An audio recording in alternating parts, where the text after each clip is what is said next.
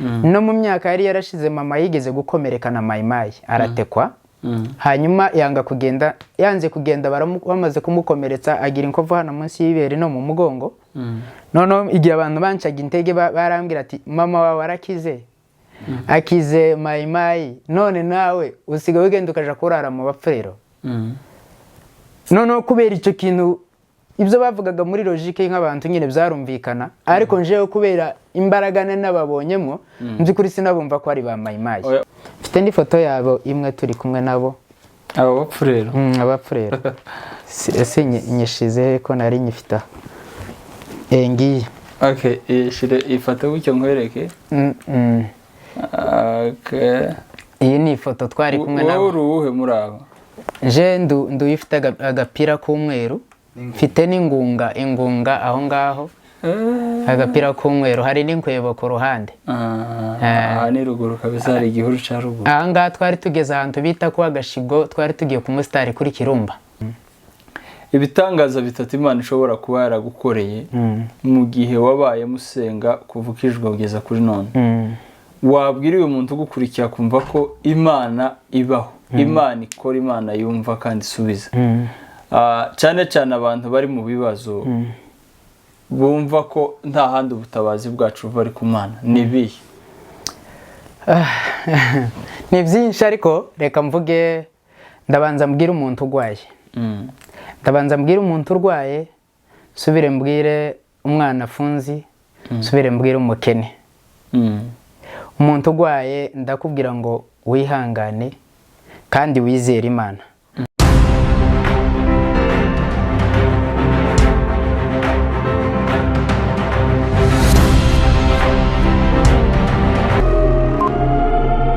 reka nongere ngo ikaze wewe ufunguye ikiganiro nagushimire cyane wewe ukurikira ibiganiro bica kuri BMC Radio and TV Mother of Channels turabibona badukurikira umunsi ku munsi aba likinga abakora comment bakatugira inama cyangwa bakagira ibyo bakosora biradufasha cyane kugira ngo dukore ibintu byiza nitwa Bonfils Gapangwa usanzwe bagezaho ibi biganiro ndi mu gihugu ca Kenya uyu munsi ndi kumwe n'umukozi w'Imana turi mu bihe bya Christmas byo kuvuka kwa Yesu niyo mpamvu dukomeza kubagezaho ibiganiro bijanye n'iyobokamana kuko ari byo bihe turimo uyu musore ni umugabo nako araza kutwibwira mwamubonye mwerekana mu kiganiro cy'ubushize aho twari kumwe na Patrick wapfuye aje mu ijoro arongera agaruka numwe mu bantu bakoranye umurimo w'Imana kuva bakijijwe kugeza kuri none nawe afite ubuhamya bwe bwihariye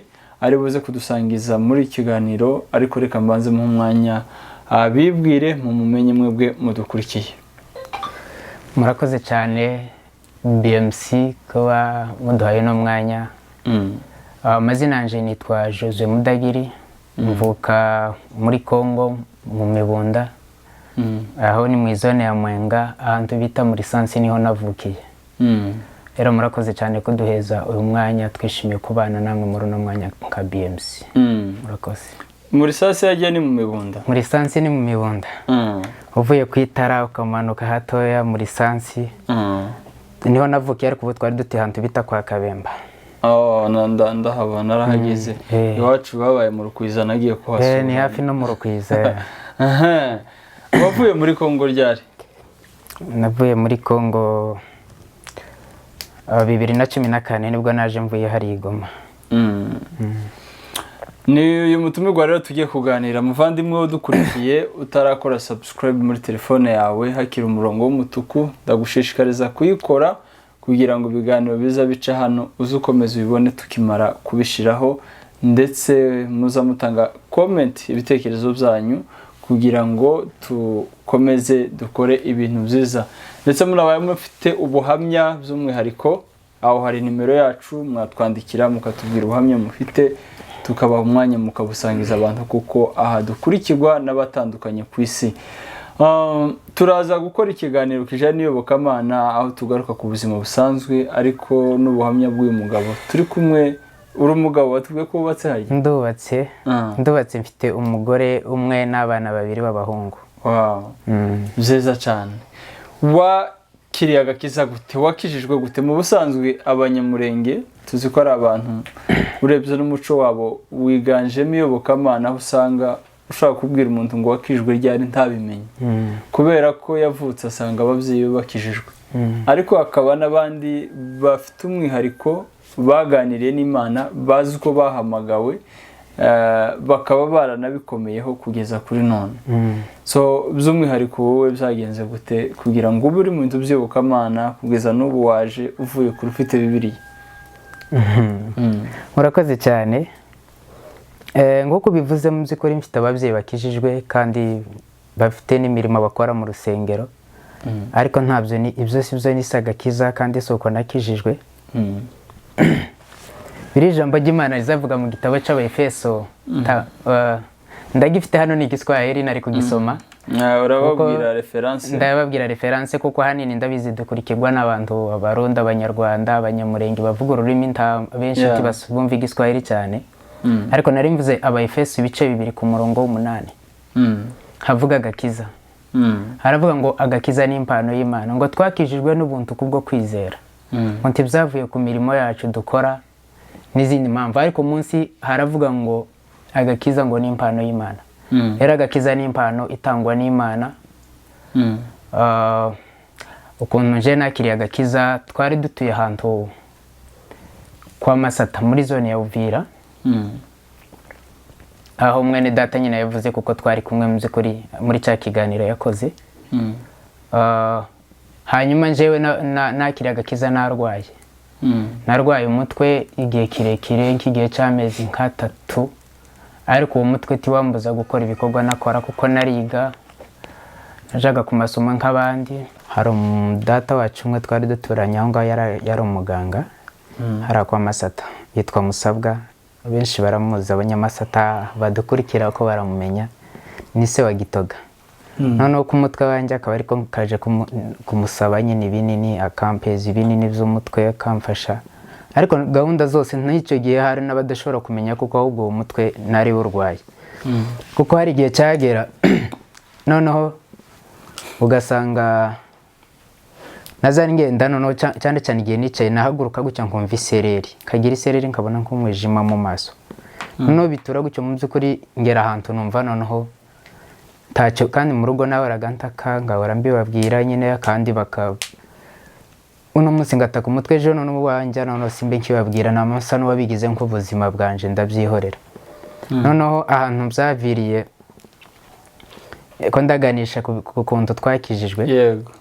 Noneho hakaba hari abandi bana b'urungano rwanje bagenda baja ku kiraro, aho hari ibiraro, hakabaho urubunga rwo bapfurera ahantu bita ku Murara munsi yo ku Kiziba. Abapfurera aho hantu bahita ngo ni kuyisamarirwa. Noneho hakaba hari ikiraro, noneho abahungu bagiye kuja gutarama, b'abapfurera baraberekwa. Bamaze kuberekwa kuko bari abana b'abaderangeri cyane, baraberekwa, bamaze kuberekwa bababwira ibintu ariko bakoze, ariko utuntu tw'amakosa nyine ukundo.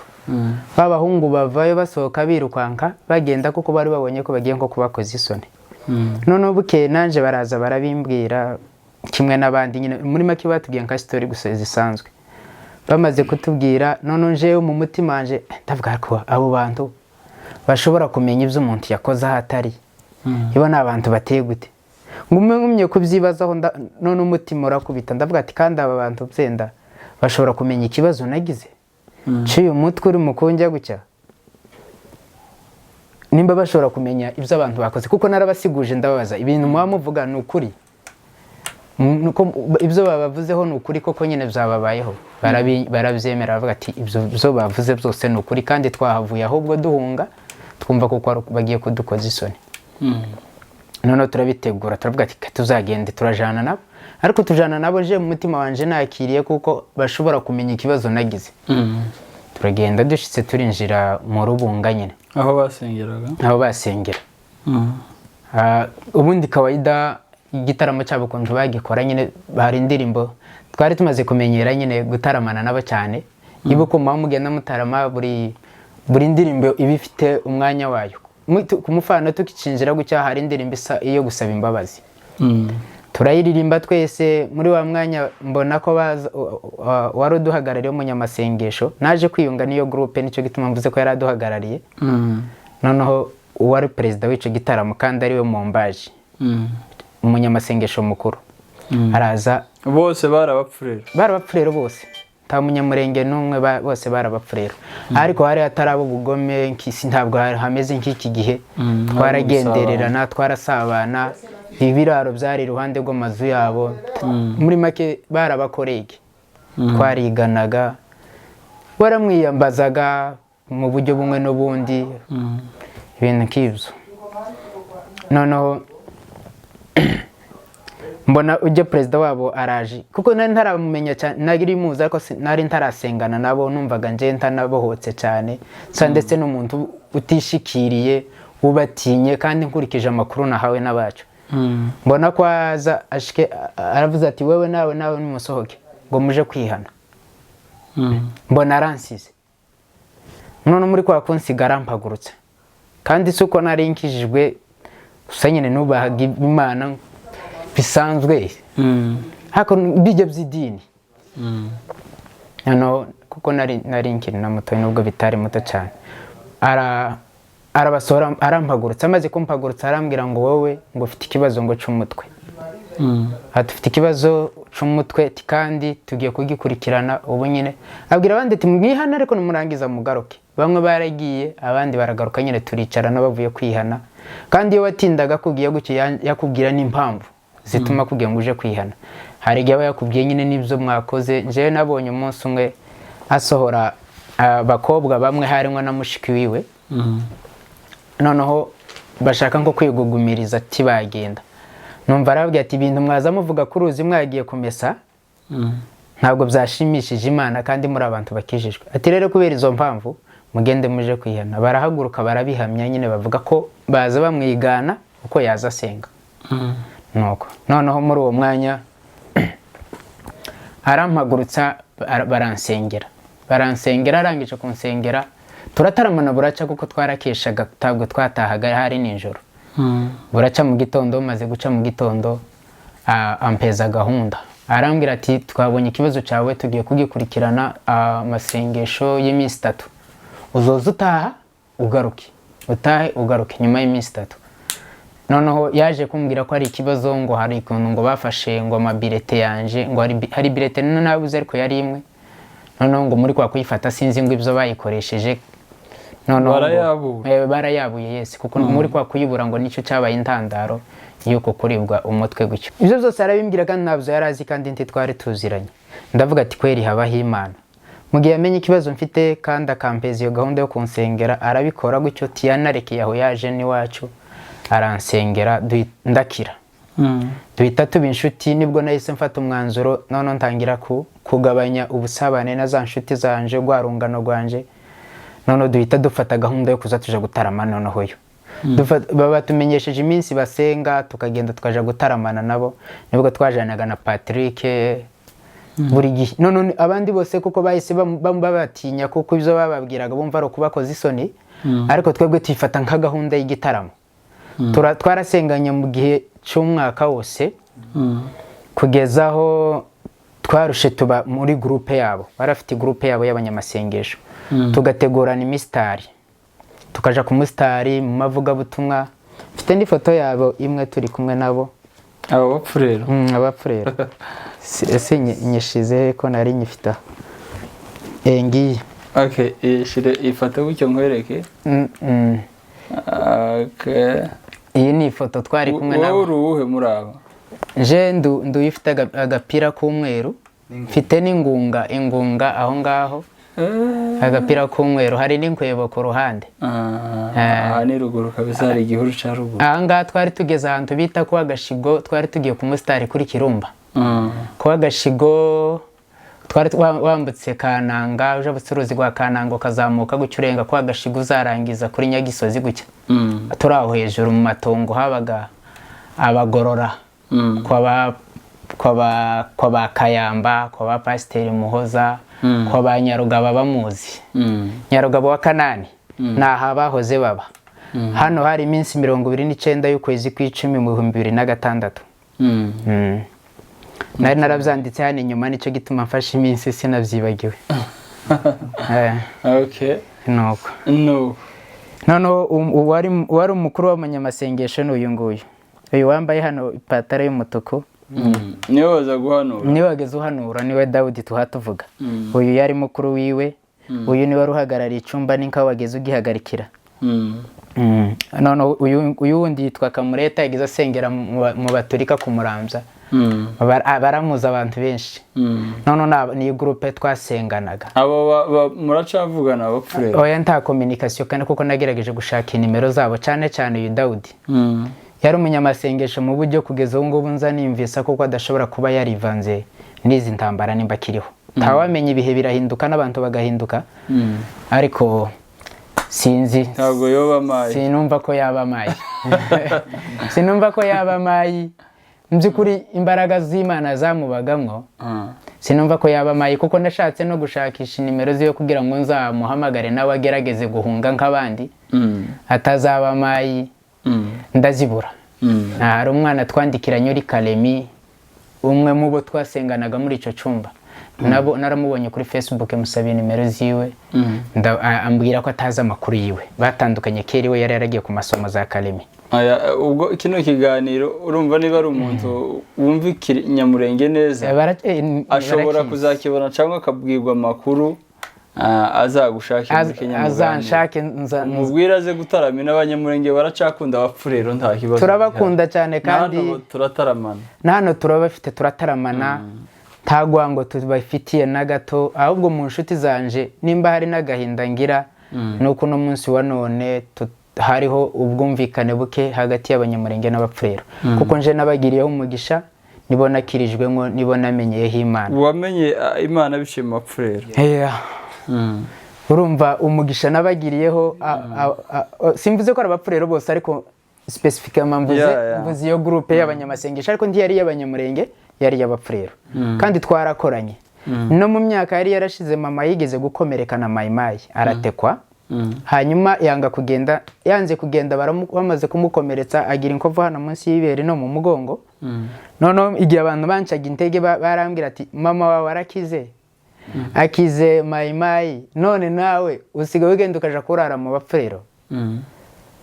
Noneho kubera icyo kintu, ibyo bavugaga muri logique nk'abantu nyine byarumvikana, ariko njewe kubera imbaraga nababonyemo, nzi kuri sinabumva ko ari ba mayimayi. Uretse ko umuntu wicana cyangwa yakora biriya, nta mwuka w'Imana ubumurimo, nta n'umwuka w'Imana ubumurimo, kandi ukijijwe n'abantu ugomba kumurebera muri image yabo, kuko abantu bose n'abana b'Imana kandi bakunda kimwe. Igihe babivuga sinamvaga ko ari ukuri, nzi kuri numva ko ari urucantege, kandi numva ko ari intambara nyine mpuye nazo, kuko nari maze gufata imyanzuro neza. Wenda nibutse mu buhamya bwawe uko wakijijwe, wavuze ko wagiye ugira ikibazo cy'umutwe. Nyuma y'uko ujana n'abo bantu igihe cyose mwasengaga, ikibazo cyaje gukemuka? Burya twagiye ku musitari, narakize. Noneho urumva nibwo nari maze kwemera neza ko habaho Imana ivugisha umuntu ikora. Ndetse igihe twagiye ku musitari, hano nari mfite amasezerano kera, Imana yamaze kunsezeranya ibintu byinshi. Wenda kino kiganiro kugira ngo tugisoze, reka tuje ku gice cya kabiri. Navuga ikintu cy'ubuhamya kirafasha cyane abantu, kandi abenshi bagakizwa biciye mu byo waciyemo. Ibitangaza bitatu Imana ishobora kuba yaragukoreye mu gihe wabaye musenga kuva ukijwe kugeza kuri none, wabwira uyu muntu ugukurikira kumva ko Imana ibaho, Imana ikora, Imana yumva kandi isubiza. Cyane cyane abantu bari mu bibazo, bumva ko nta handi ubutabazi bwacu buva ari ku Mana, ni ibihe?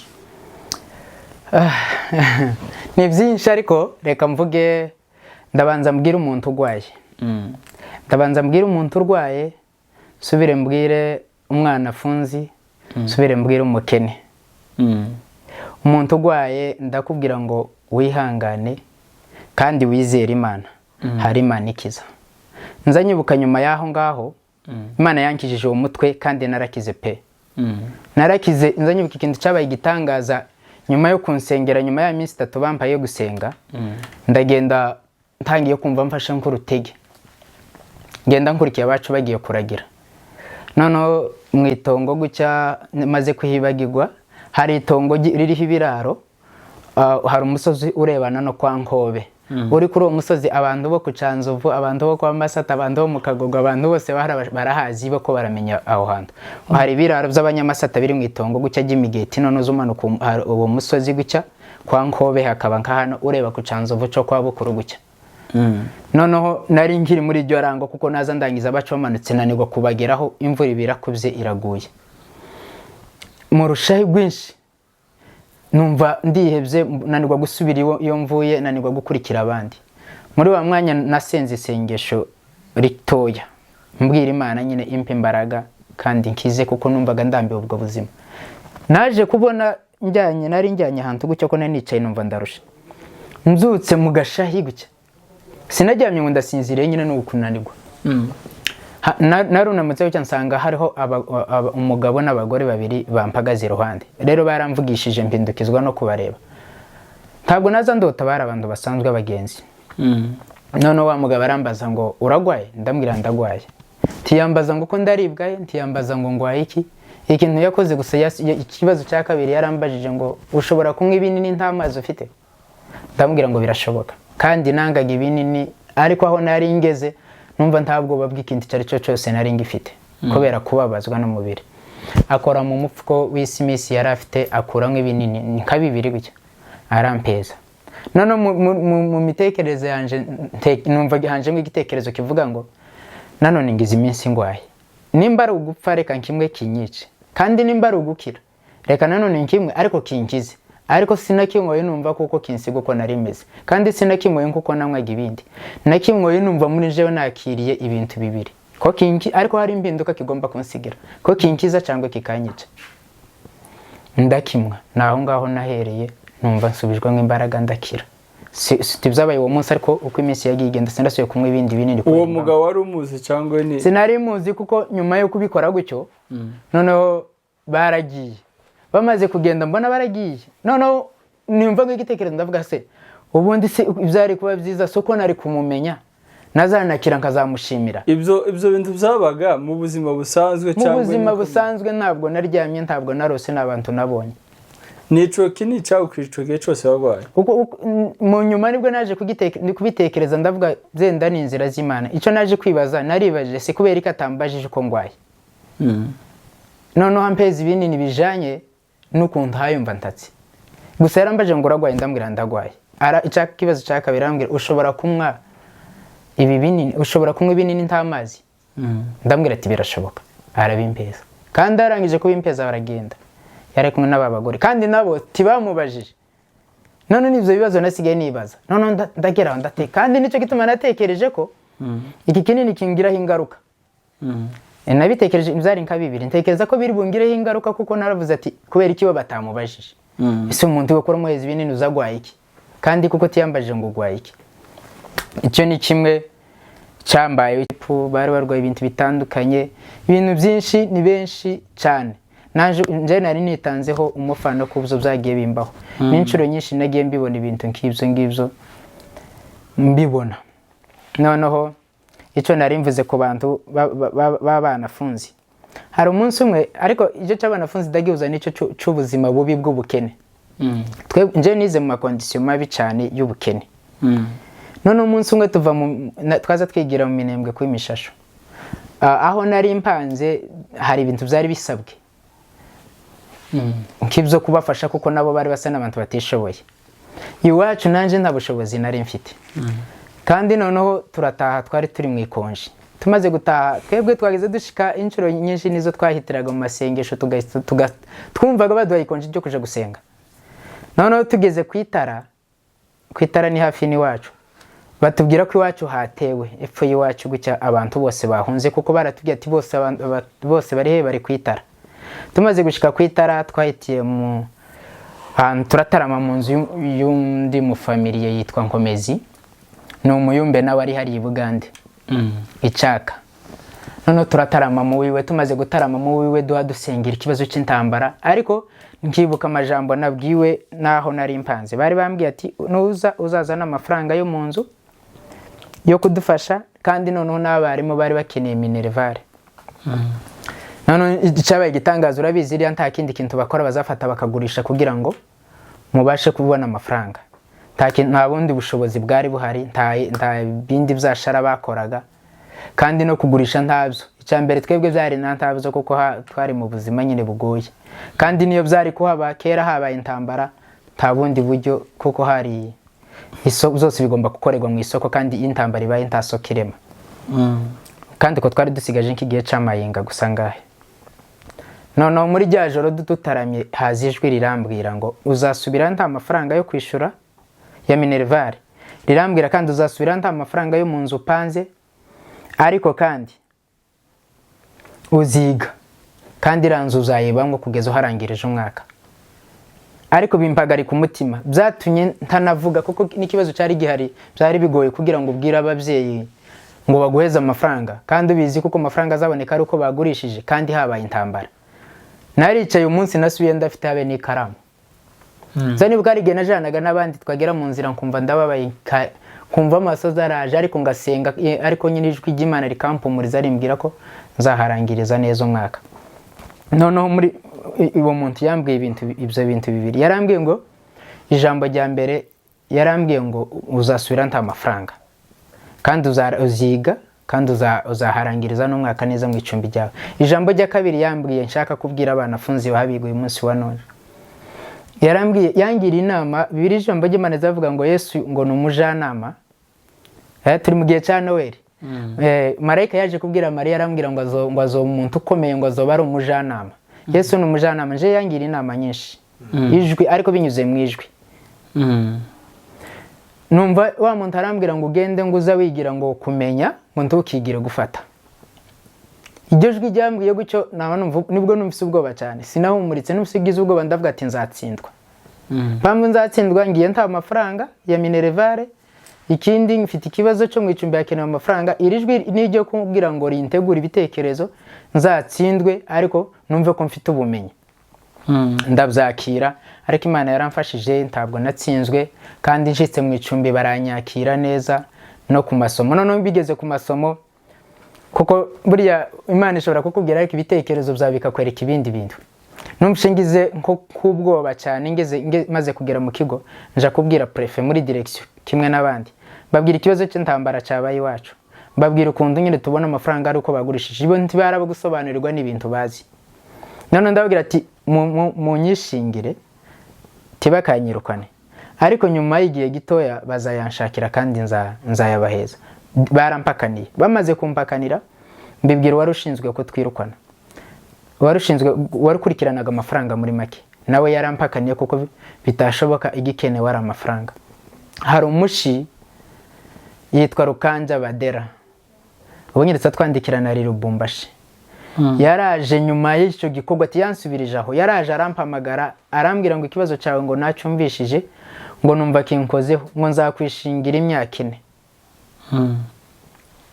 Wari muri segonderi? Ubwo nari ndi muri segonderi. Urumva nageze niga umwaka ukarangira, umwaka warangira, akambwira ngo turi mu kizame cya nyuma, akambwira ngo tukirangiza nibagoye zikonje uzoje kunzanira amafaranga ku munota wa nyuma. Ibyo bintu byambayeho, abantu benshi barabizi, kugezaho naho mu kigo ndibuka bamwitaga mukuru wanje.